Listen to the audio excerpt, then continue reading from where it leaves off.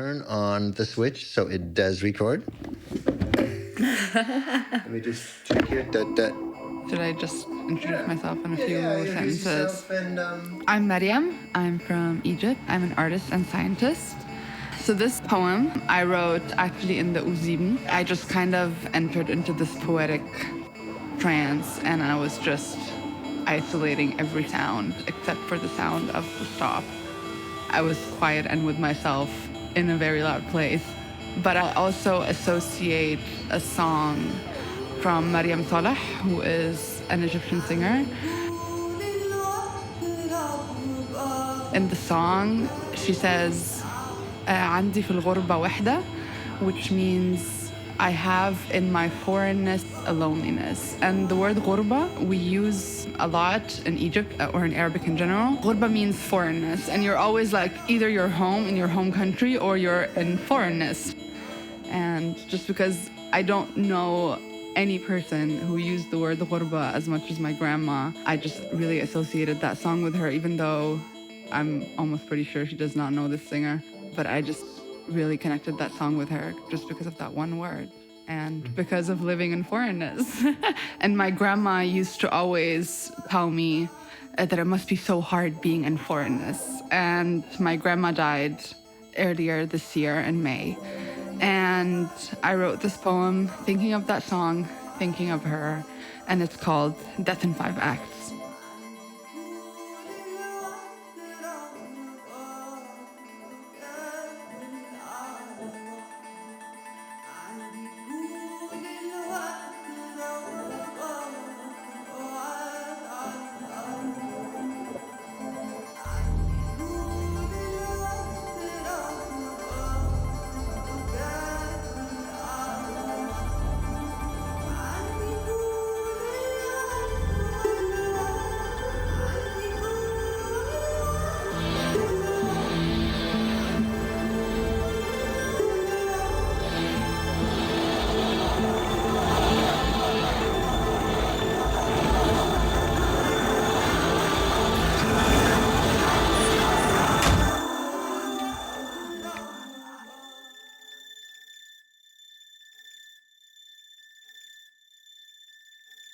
Stage 1.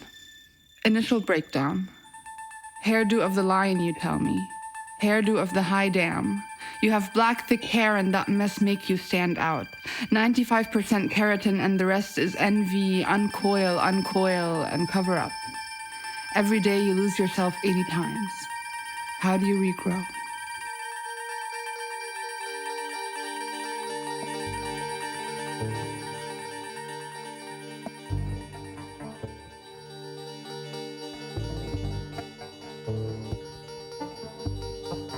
Stage 2. Bloating. A great way to preserve a flower is to use a humectant as a placeholder. The water will creep back in with life and immortality. There is no word for temporary preservation.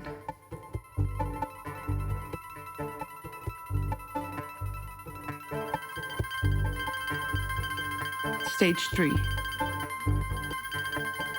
Active decay. Maybe the color of your phosphine is our transactive memory. I never asked you why. Why this ugly wallpaper? I'm trying to listen to the 38 pairs of eyes staring at you.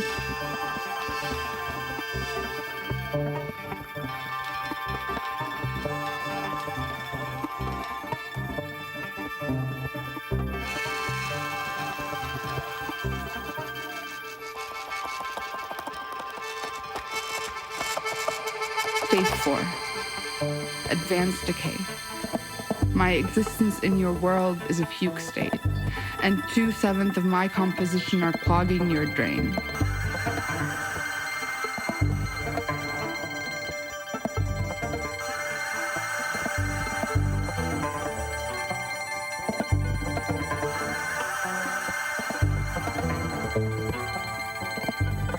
Stage 5. Dry remains. I was woken up by a muted bird. There is a heaven.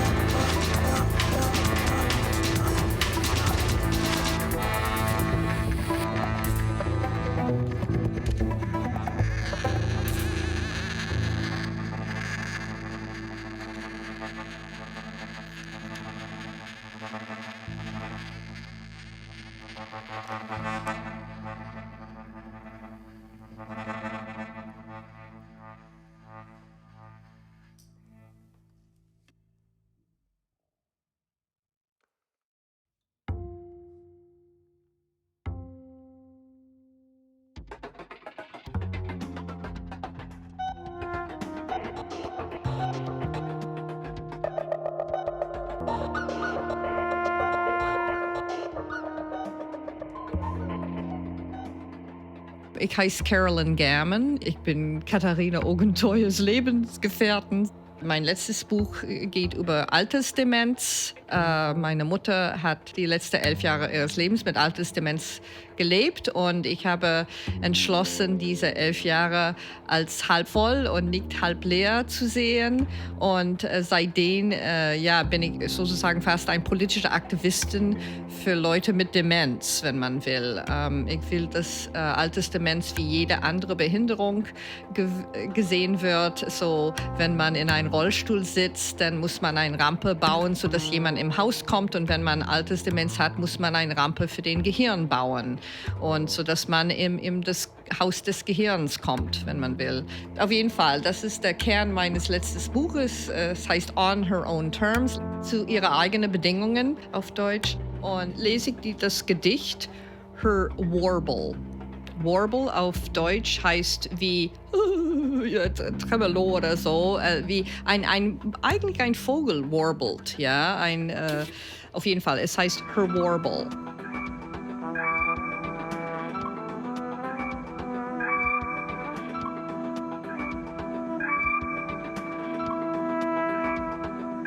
I had to wait until my mother was over 90 to hear her sing.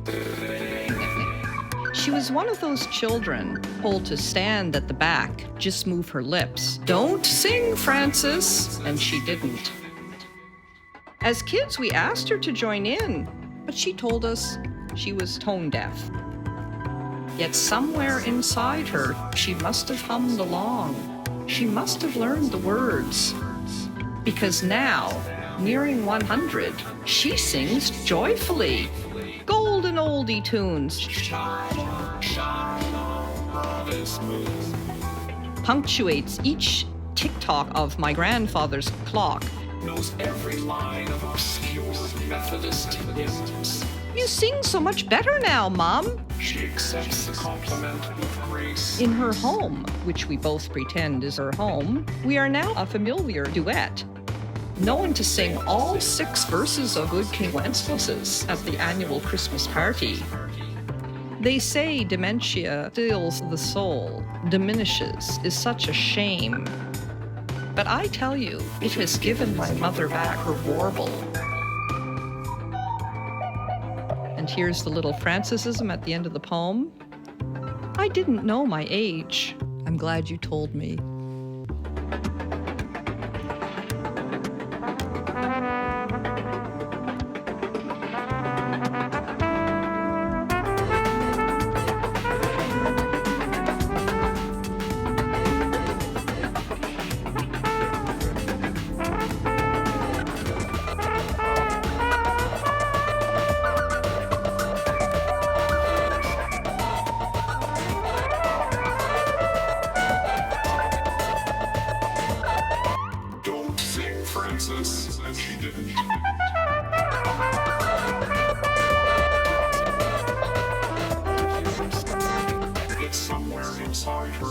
must have come along. She must have learned the words.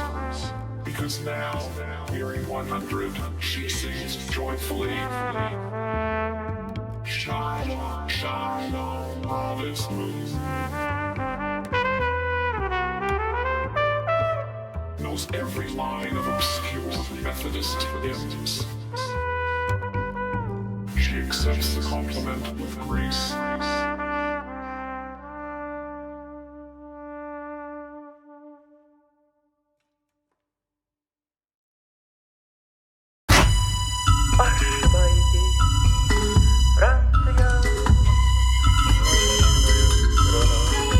Мы бы уже не могли жить в Беларуси. Слушали Минское радио, полный отстой, где культура, парижане поверхностны. Это им не надо идти в глубину слов. Они скользят, тьма ночельная, вещая слепота. Где вы? Где вы? Глаз слышь, где хочешь, где вернемся?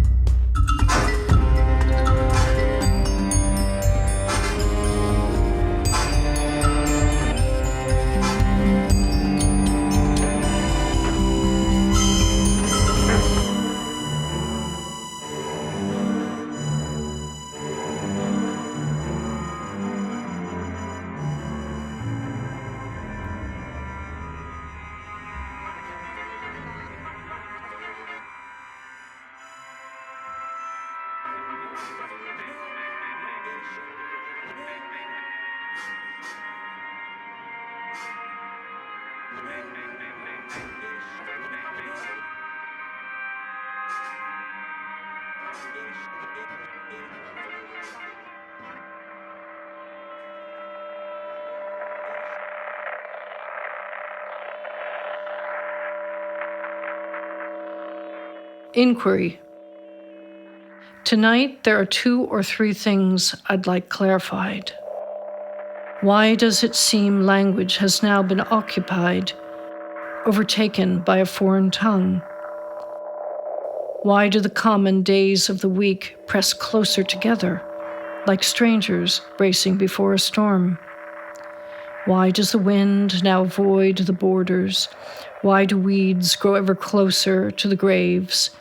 Where have they hidden the forbidden orders, the ones they cross out before you wake? Why do those men keenly prospect the hour, as if tracking it with a marksman's eye? Why does it seem the interregnum has now ended, the uncertain epoch arrive? Why do the disappearances come at rhythmic intervals, as if someone could monitor grief's intimate pulse? Why do the station's loudspeakers admit that uncertain rumble, the ones that precede the dark announcement? Why are even these few simple questions removed by the question mark's tight noose? Listen. It is as if you can again hear the engines running, headlights of the dark vehicles left on, facing the dark of pines after midnight. These are some of my questions, not all of them, but they are listening as I type.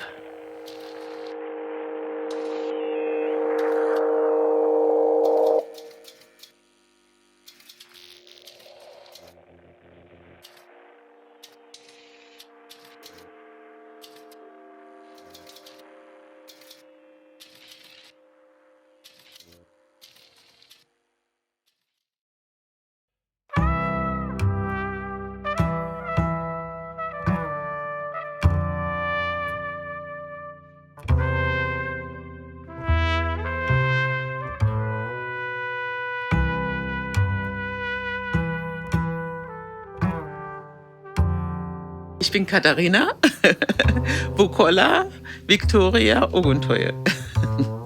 Ja, ich habe jetzt meine Namen, die ich sonst niemals nenne, aber ich habe ganz viele Namen, weil in der Yoruba-Kultur kriegst du von allen Menschen, die sozusagen etwas Geld für das Kind spenden, die geben dir auch einen Namen. Aber anyway, my poem is called Toxi, the name of my brother. What sounds do you associate with your poem? Can you list them? The name means born overseas, so it's the sea I hear.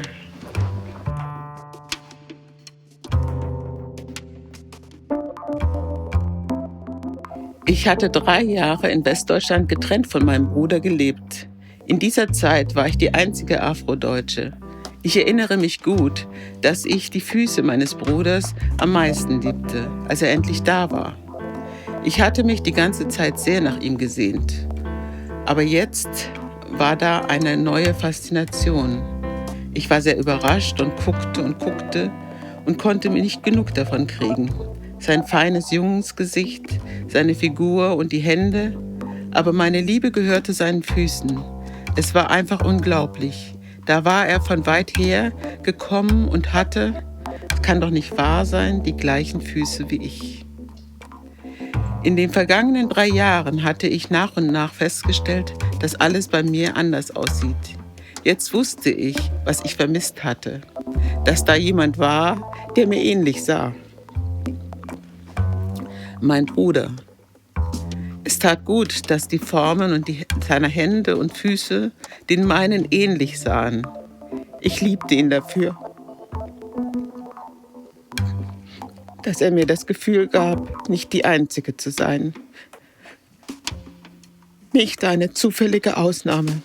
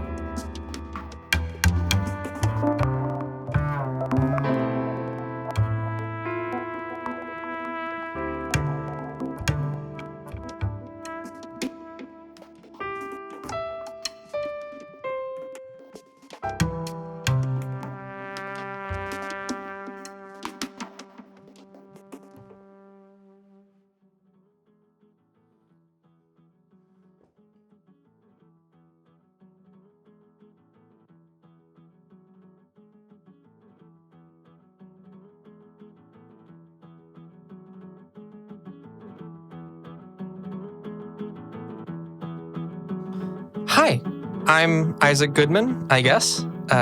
If I met you at a bar, I'd probably introduce myself as Brett. I wrote Mr. Doctor when I was 18, when I was starting hormones, because the process for getting HRT in Germany involves both talking to a psychologist, where you tell them that you're trans, and the psychologist responds that you are trans, and then you know that you are trans, which is a whole fucking thing. And then you have to talk to an endocrinologist and get your blood tested and get blood. And when I told this endocrinologist that I was in no way a man, and that regardless of what he said, I would be pursuing estrogen, he responded by thinking that the reason why I didn't like being associated with other men is because I was too smart for them, which was 100% projection on his part, and I fucking hated the guy. The poem, my perspective on it has shifted as I've grown and as I've lived as my authentic self for a little bit longer, but I think it's great, and a lot of people like it, so I hope you enjoy. Thank you very much.